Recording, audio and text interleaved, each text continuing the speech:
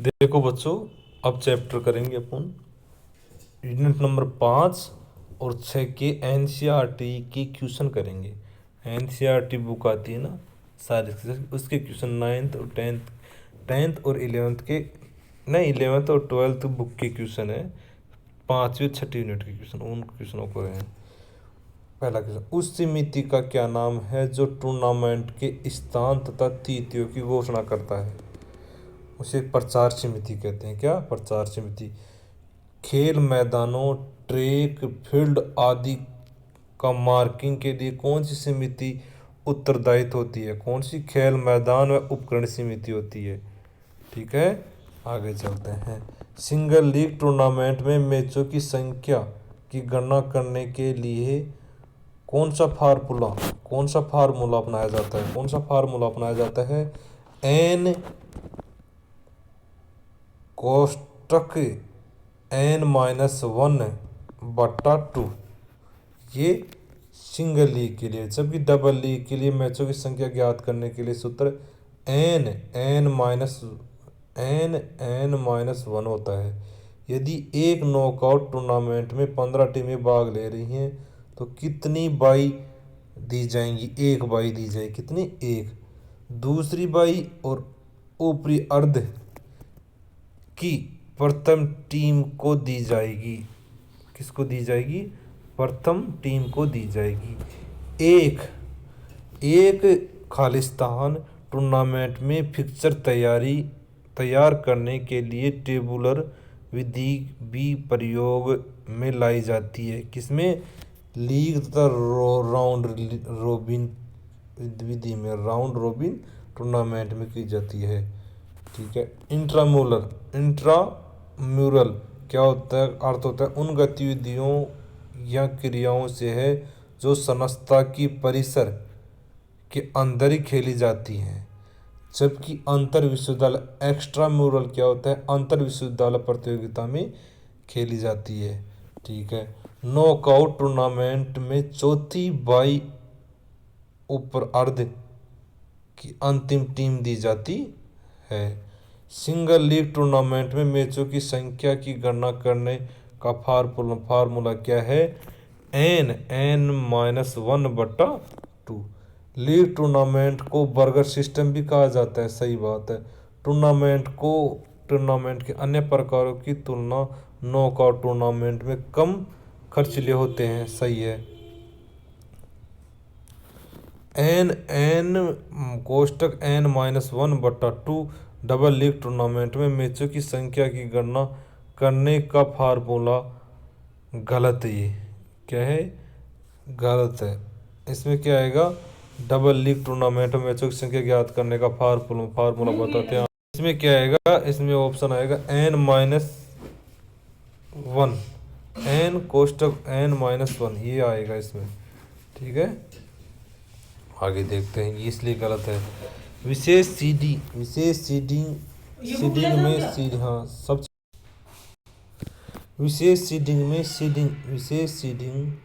Seeding खिलाड़ी तथा टीमें सीधे ही क्वार्टर फाइनल तथा सेमीफाइनल में भाग नहीं ले सकती। ये गलत है। सही बात है, गलत। खेल टूर्नामेंट दर्शकों को काफ़ी मनोरंजन प्रदान करते हैं। सही है। यदि एक नॉकआउट टूर्नामेंट में 19 टीमें भाग ले रही हैं तो कुल कितने बाई दी जाएंगी? 13 बाई दी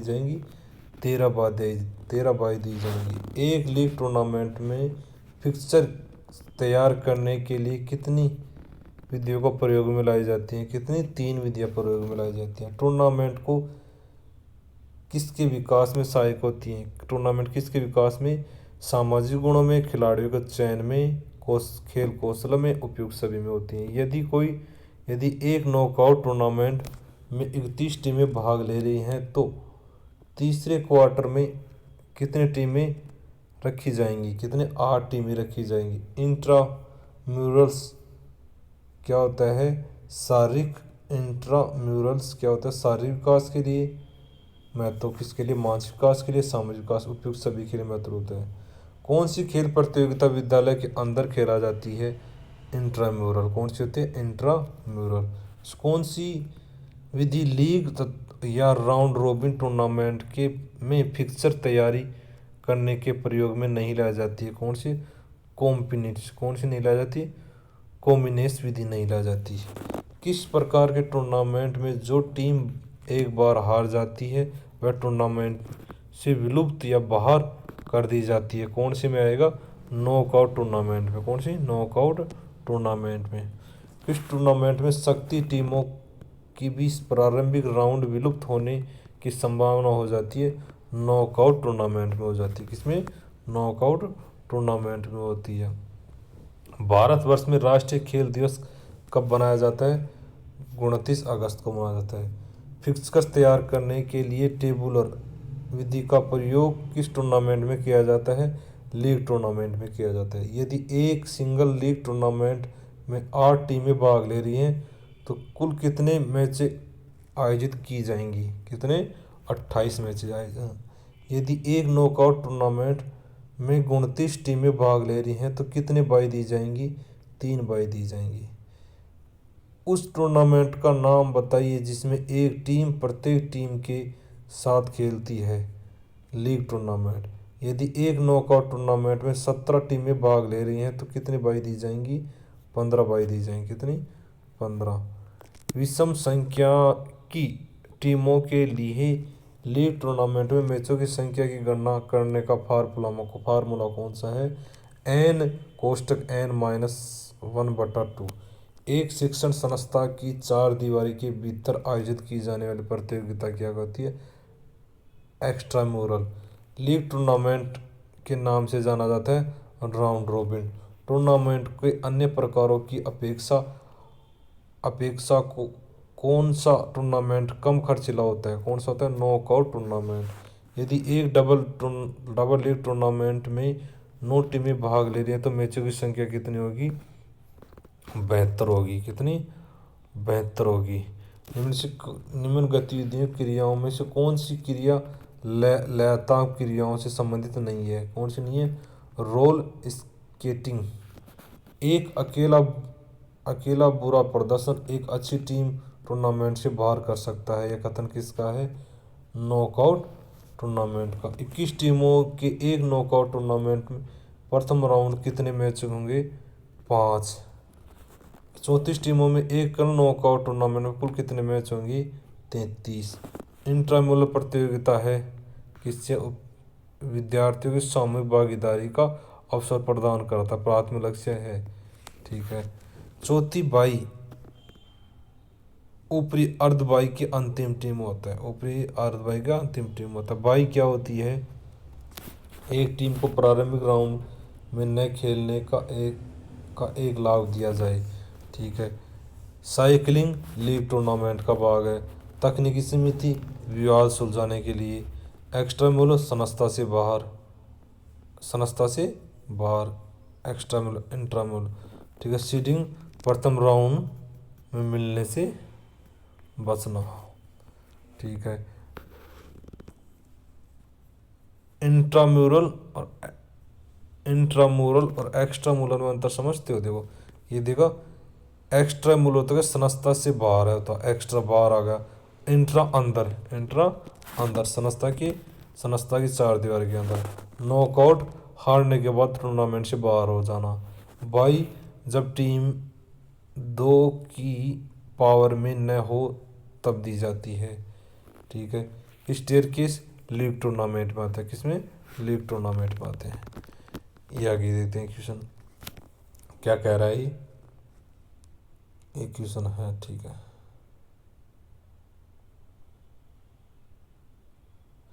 लीग टूर्नामेंट को राउंड रोबिन टूर्नामेंट भी कहा जाता है। ठीक है। इसके बाद में क्या है? टूर्नामेंट के दूसरे प्रकारों की तुलना। कारण क्या? दूसरे प्रकारों की तुलना लीग टूर्नामेंट कम खर्चीले होते हैं। क्या बताया गया इसमें? ए सही है, बी गलत है। खेल उपकरणों को खरीदना समिति कौन सी है? वित्त समिति है।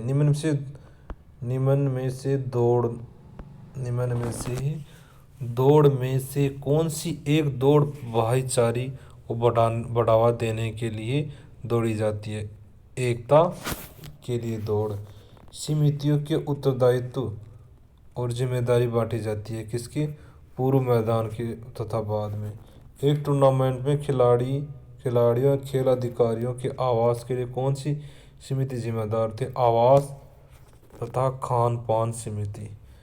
योजना का कौन सा उद्देश्य नहीं है? कौन से? खेल अधिकारियों की कुशलता को कम करना, ये नहीं है। ठीक है, आगे चलते हैं।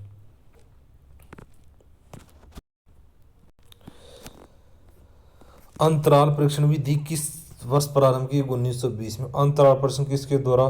बिकिला ने। बिकिला कौन है? फिनलैंड के एथलीट कोच थे। अंतराल परीक्षण का दूसरा नाम है टेरिस परीक्षण। फार्टले परीक्षण विधि किसने दी थी? गोस्टा होमर ने। फार्टले का अर्थ होता है गतिज या गति खेल। फार्टले परीक्षण विधि को किस वर्ष विकसित किया गया? 1937 में।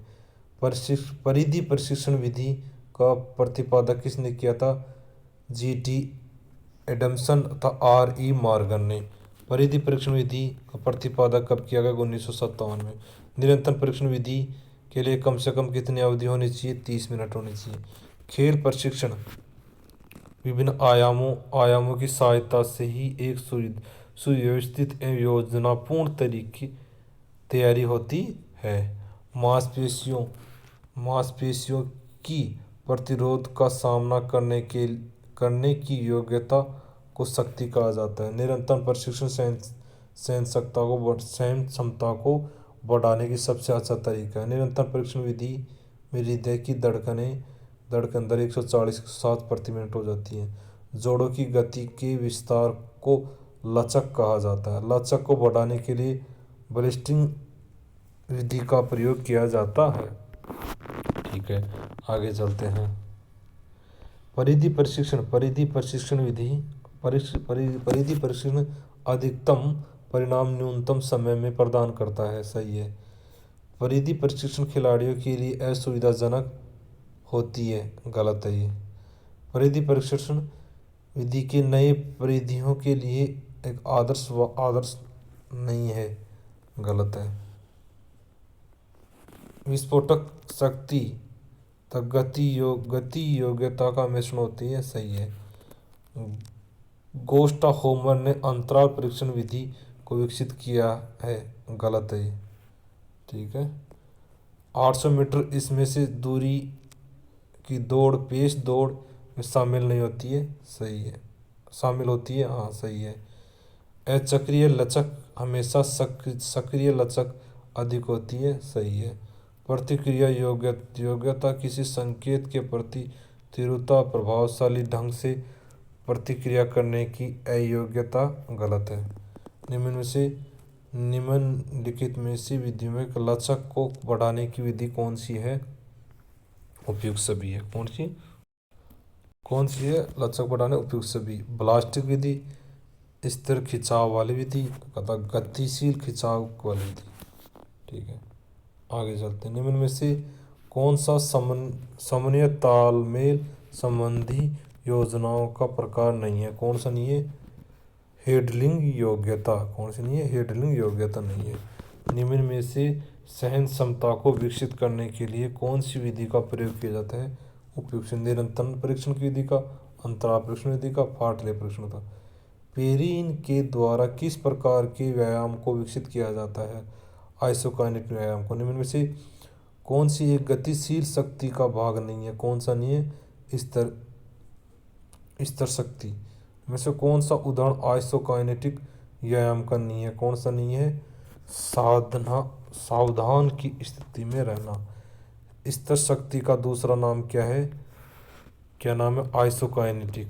किस प्रकार के व्यायाम में प्रत्यक्ष गतियाँ स्पष्ट रूप से दिखाई नहीं देती है? कौन सी? आइसोमेट्रिक व्यायाम। गतिविधि तथा क्रियाकलाप की प्रकृति के अनुसार निम्न में से कौन सा सहन क्षमता का प्रकार नहीं है? कौन सा? गति सहन क्षमता का। फार्टले परीक्षण विधि प्रशिक्षण निम्न में से किसमें सबसे अच्छा विकसित करती है? सहन क्षमता में। यदि किसी संकेत के प्रति तीव्रता व प्रभावी ढंग से प्रतिक्रिया करने की योग्यता क्या होती है? प्रतिक्रिया योग्यता। फार्टले परीक्षण विधि किसके द्वारा विकसित की गई है? गोस्टो अहोमर द्वारा। जब मल्टी जिम पर व्यायाम कर रहे हो तो निम्न में से किस प्रकार की मांसपेशियों का संकोचन होता है? आइसोटोनिक व्यायाम का। थकावट प्रतिरोध करने की योग्यता होती है सहन क्षमता थी। स्वीड्स भाषा कौन सी प्रशिक्षण विधि का अर्थ गति खेल होता है? कौन सा होता है? फार्टलेक में। कम से कम समय में दी गई दूरी को पार कर लेना क्या कहलाता है? गति कहलाता है। थकावट का प्रतिरोध वाली कौन सी योग्यता क्षमता होती है? चयन क्षमता। गति में सबसे महत्वपूर्ण कारक होता है मांसपेशी रेशों के प्रकार। त्वरण दौड़ना। त्वरण दौड़ों का प्रयोग गति बढ़ाने के लिए किया जाता है। प्रतिरोध का सामना करने के लिए मांसपेशी की योग्यता की शक्ति को कहा जाता है। गति को विकसित करने के लिए कौन सी विधि का प्रयोग किया जाता है? कौन सी किया जाता है? त्वरण दौड़ और पेश दौड़। इनमें से कौन सी विधि कम से कम समय में अधिक से अधिक परिणाम प्रदान करती है? परिधि परीक्षण विधि। अंतराल परीक्षण विधि किसने विकसित किया है? बिकिला ने। किसने? बिकिला ने। बलिस्टिक विधि लचक को बढ़ाने का प्रयोग की जाती है। किसका? लचक को। फार्टले परीक्षण विधि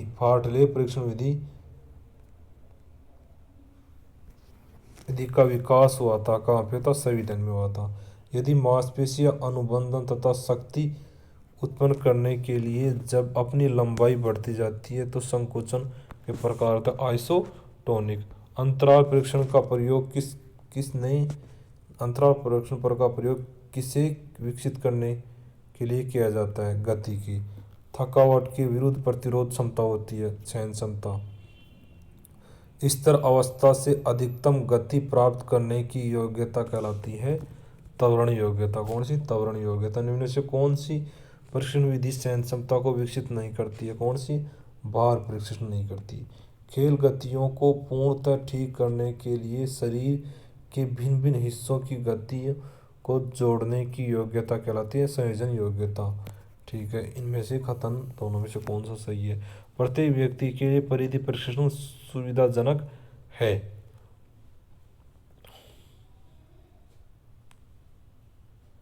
ठीक है, परिधि परीक्षण व्यक्ति को आवश्यकता के अनुसार निर्मित किया जा सकता है। ए दोनों सही हैं तथा बी ए की सही व्याख्या कर रहा है। ठीक है, आगे देखते हैं। लचक से कहते हैं, लचक में क्या होते हैं? बेलिस्टिक विधि। तो आइसोकाइनेटिक व्यायाम में पेरीन क्या होता है? पेरीन। ठीक है, फार्टले परीक्षण में गोस्टाहोमर। तो मांसपेशी छोटी नहीं होती लेकिन तनाव बढ़ जाता है आइसोमेट्रिक। 400 मीटर स्प्रिंट इवेंट के अंतर्गत आता है। क्या आता है? गति सहन क्षमता। कौन सी परीक्षण विधि में गतिविधि क्रिया के दौरान पेश में कोई परिवर्तन नहीं होता है? कौन सा? निरंतर परीक्षण विधि में। लचक का कौन सा प्रकार नहीं है? कौन सा? बेलिस्टिक विधि को लचक बढ़ाने के प्रयोग में किया जाता है। लचक। कौन सी परीक्षण को मल्टीपल्स स्टेशनर के साथ संदर्भित किया जाता है? परिधि परीक्षण में। किसमें? परिधि परीक्षण में। आगे चलते हैं।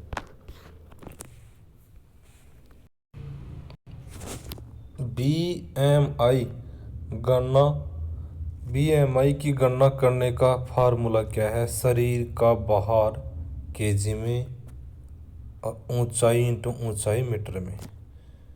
वेस्ट हिप रेशो टेस्ट की गणना करने का फार्मूला क्या है?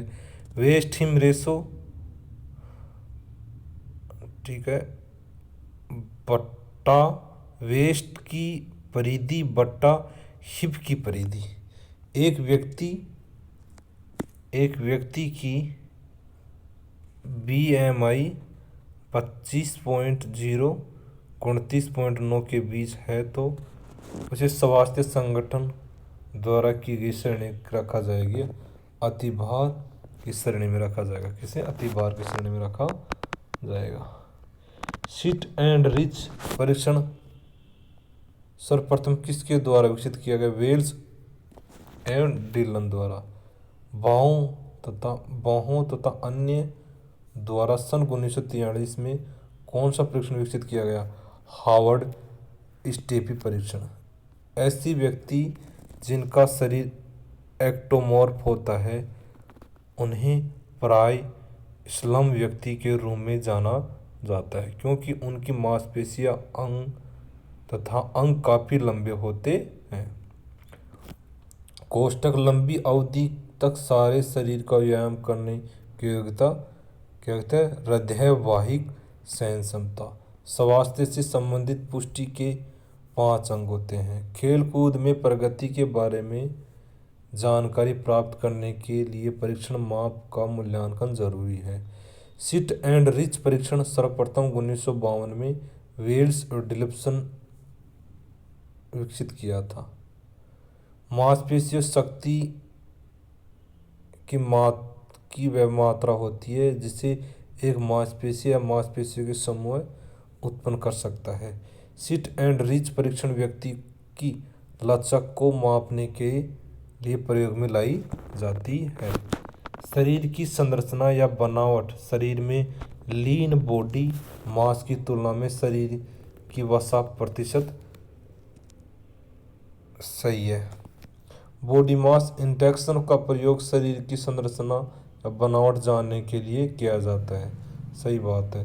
विश्व स्वास्थ्य संगठन स्थूलता क्लास सेकंड का विस्तार 30.0 से 34.9 तक होता है, ये असत्य है। हिप्पोक्रेट्स जर्मनी के प्रसिद्ध औद्योगिक शास्त्री थे, असत्य है। हार्वर्ड स्टेप टेस्ट का प्रयोग व्यक्ति की किस गति को मापने किया जाता है? और टेस्ट को व्यक्ति की गति को मापने के लिए किया जाता है, नहीं, असत्य, गलत है। निम्न में से कौन सी हिप्पोक्रेट्स का वर्गीकरण नहीं है? कौन सा नहीं है? एस्थेटिक, ठीक है। शेल्डन ने व्यक्तियों के शरीर के प्रकार को निम्न से वर्गीकरण किया गया है, इनमें से नहीं है। परीक्षण मापन मूल्यांकन का महत्वपूर्ण है। उपयुक्त से प्रगति की जानकारी प्राप्त करना, योग्यता क्षमता को जानने के लिए अनुसंधान प्रयोग उपयोग है। निम्न में से सिट एंड रिच परीक्षण किसके द्वारा विकसित किया जाता है? वेल्स और डिलन द्वारा। निम्न में से अंगों को स्वास्थ्य संबंधित पुष्टि का कौन सा अंग नहीं है? कौन सा नहीं है? गति नहीं है। बीएमआई मान किस इकाई को मापा जाता है? किस इकाई में? किग्रा/मीटर में। बीएमआई को मापने का कौन सा फार्मूला का प्रयोग में लाया जाता है? भार बटा ऊंचाई। बीएमआई विश्व स्वास्थ्य संगठन द्वारा कितनी श्रेणी में है? 6 में। कितनी में? 6 में। हिप्पोक्रेट्स नामक प्रसिद्ध औषधि शास्त्र किस देश के थे? यूनान के थे। हार्वर्ड स्टेप टेस्ट में महिलाओं द्वारा प्रयोग में की जाने वाली बॉक्सिंग ऊंचाई कितनी होती है? 16 इंच होती है। विश्व स्वास्थ्य संगठन के अनुसार स्वस्थ बॉडी मास इंडेक्स की रेंज कितनी होती है? 18.5 से 24.9। वेस्ट हिप रेशो की गणना वेस्ट हिप के माप से भाग देने के द्वारा की जाती है। आगे देते हैं। बॉडी मास इंडेक्स को क्वेश्चन इंडेक्स के नाम से जाना जाता है, क्योंकि इसका आविष्कार एडोल्फ क्वेंटिन द्वारा किया गया था। बीएमआई की सहायता से जाना जाता है कि कोई अल्प भार, सामान्य भार, अति भार, स्थूलता श्रेणी में। ए और बी दोनों सही हैं। मेसोफॉर्म में मेसो शब्द का अर्थ है मांसपेशी। हार्वर्ड स्टेप टेस्ट के लिए परीक्षण की अवधि होती है 5 मिनट। रोहित की ऊंचाई स्टेडियोमीटर की सहायता से 5 फीट तथा 1 इंच मापी गई है। 5 फीट 1 इंच की उदाहरण होती है मापन। स्किन फोल्ड तकनीकी मापने के प्रयोग में की जाती है वसा की प्रतिशत में। निम्न में से कौन से शरीर के प्रकार का व्यक्ति भारोत्तोलन के लिए अच्छा माना जाता है? कौन सा? एंडोमॉर्फिक। बीएमआई का विस्तृत रूप है कौन सा? Body mass. किस व्यक्ति को वेस्ट हिप रेशो की गणना करने के लिए फार्मूला का प्रयोग किया जाता है? वेस्ट की परिधि बटा हिप की परिधि। ठीक है, आगे चलते हैं। यदि किसी पुरुष की कमर परिधि का माप 33 इंच है तो अथवा हिप की परिधि का मापन 44 इंच है तो उसकी वेस्ट हिप की रेशे कितनी होंगी? 0.75 होंगी। हार्वर्ड स्टेप टेस्ट के लिए पुरुषों द्वारा प्रयोग में की जाने वाली बेंच बॉक्स की ऊंचाई कितनी होती है? 20 इंच। सिट एंड रिच वेस्ट की डिलप्स द्वारा विकसित किया जाता है 1952 में। बॉडी मास इंडेक्स मापने के लिए किया जाता है शरीर रचना बनावट। पुशअप टेस्ट को मापने का प्रयोग किया जाता है किसमें किया जाता है? शरीर की ऊपरी शक्ति की सहन क्षमता में। बाहु अन्य द्वारा किस प्रकार परीक्षण विकसित किया जाता है? Harvard step test. Body typing निम्न से कौन सी श्रेणी में अर्नेस्ट करेमसन द्वारा कौन सी श्रेणी में वर्गीकरण किया जाता है? पाइक्लिन। एडोल्फ तक क्लेटिन द्वारा कौन सा परीक्षण का आविष्कार किया जाता है? Body mass index. विश्व स्वास्थ्य संगठन मापन के अनुसार मोटापा श्रेणी में वाले बीएमआई की रेंज क्या है? 35 से 39.9 के मध्य है।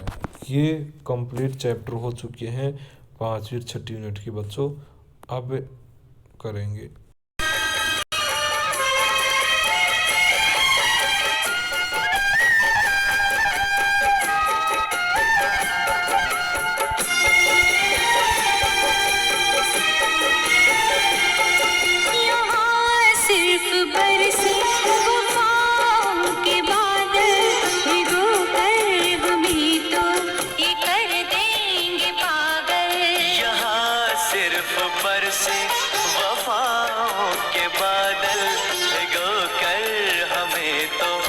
कर देंगे पागल।